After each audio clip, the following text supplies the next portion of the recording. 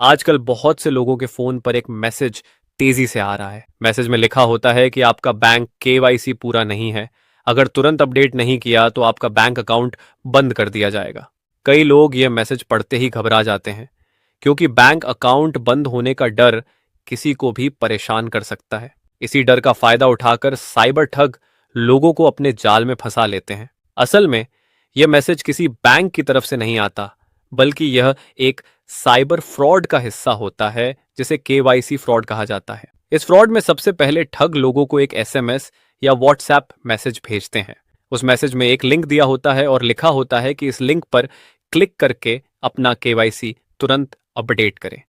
जैसे ही कोई व्यक्ति उस लिंक पर क्लिक करता है, उसके फोन में एक वेबसाइट खुलती है जो बिल्कुल असली बैंक की वेबसाइट जैसी दिखती है। वेबसाइट का डिजाइन, लोगो और रंग सब कुछ ऐसा होता है कि सामान्य व्यक्ति को लगता है कि यह सच में बैंक की ही साइट है।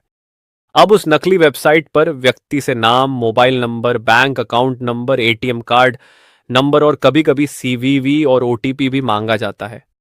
कई लोग यह सोचकर अपनी जानकारी भर देते हैं कि वे अपना केवाईसी अपडेट कर रहे हैं, लेकिन असल में वही जानकारी सीधे साइबर ठगों के पास पहुंच जाती है। जैसे ही ओटीपी डाला जाता है, कुछ ही मिनटों के अंदर बैंक अकाउंट से पैसे ट्रांसफर हो जाते हैं और व्यक्ति को तब पता चलता है जब उसके मोबाइल पर पैसे कटने का मैसेज आता है। कई मामलों में ठग इससे भी ज्यादा चालाकी करते हैं। वे सीधे फोन कॉल करते हैं और खुद को बैंक का कर्मचारी बताते हैं।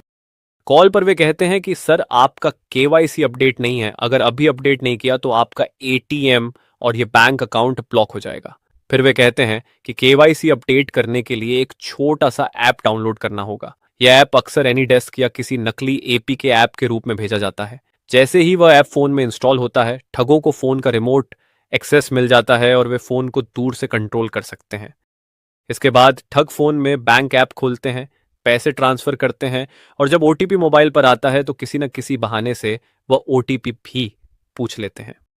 कई लोगों को तो यह भी पता नहीं चलता कि उनके फोन में क्या हो रहा है और कुछ ही मिनटों में उनके बैंक अकाउंट से हजारों या लाखों रुपए गायब हो जाते हैं। भारत में ऐसे कई मामले सामने आ चुके हैं जहां लोगों से इसी केवाईसी फ्रॉड के जरिए बड़ी रकम ठगी गई है। अब सवाल यह है कि इस फ्रॉड से बचा कैसे जाए।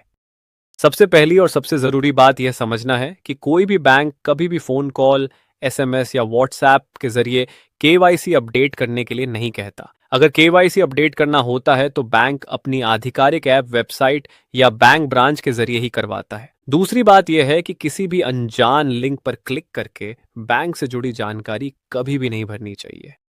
तीसरी बात यह है कि ओटीपी, एटीएम पिन, सीवीवी या बैंक की कोई भी निजी जानकारी किसी भी व्यक्ति के साथ शेयर नहीं करनी चाहिए, चाहे वह खुद को बैंक का कर्मचारी ही क्यों ना बताए। साइबर ठगों की सबसे बड़ी ताकत लोगों का डर और जल्दबाजी होती है।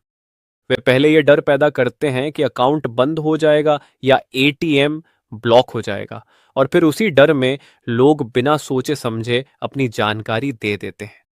इसलिए हमेशा याद रखें कि अगर कोई अचानक केवाईसी अपडेट करने के लिए कह रहा है तो पहले उसे ध्यान से जांचिए और सीधे अपने बैंक की आधिकारिक वेबसाइट या ब्रांच से ही जानकारी लीजिए। अगर यह जानकारी उपयोगी लगी हो और ऐसी ही साइबर फ्रॉड से जुड़ी सच्ची जानकारी जानना चाहते हो तो वीडियो को लाइक जरूर करें, चैनल को सब्सक्राइब करें और इस वीडियो को अपने दोस्तों और परिवार के साथ शेयर भी करें, क्योंकि हो सकता है आपकी एक शेयर किसी को साइबर फ्रॉड का शिकार होने से बचा दे।